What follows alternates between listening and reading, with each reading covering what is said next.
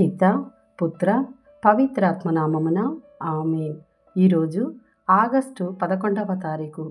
మత్తయి సువార్త 17వ అధ్యాయము 22వ వచనము నుండి 27వ వచనం వరకు.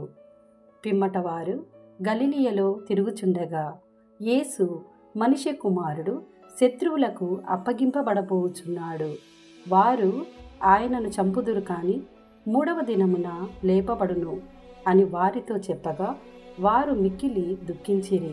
అంతట వారు కఫర్నాము చేరినప్పుడు దేవాలయపు పన్ను వసూలు చేయువారు పేతురు దగ్గరకు వచ్చి, మీ గురువు పన్ను చెల్లింపడా అని ప్రశ్నింపగా, చెల్లించును అని పేతురు ప్రత్యుత్తరము ఇచ్చెను. అతడు ఇంటికి వచ్చిన వెంటనే యేసు, సీమోను, నీకేమి తోచుచున్నది? భూలోకమందలి రాజులు ఎవరి నుండి పన్నులు వసూలు చేయుచున్నారు? తమ పుత్రుల నుండియా ఇతరుల నుండియా అని ప్రశ్నించెను. పేతురు అందుకు ఇతరుల నుండియే అని ప్రత్యుత్తరం ఇచ్చెను.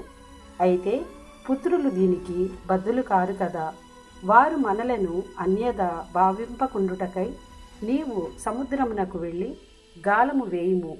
మొదట పడిన చేప నోటిని తెరిచినప్పుడు అందొక నాణెమును చూతువు, దానిని మన ఇద్దరి కొరకు సుంకముగా చెల్లింపుము అని యేసు సీమోనును ఆదేశించెను. ఇది ప్రభుని వాక్కు. సర్వేశ్వరునికి వందనములు. పిత పుత్ర పవిత్రాత్మ నామమున ఆమేన్.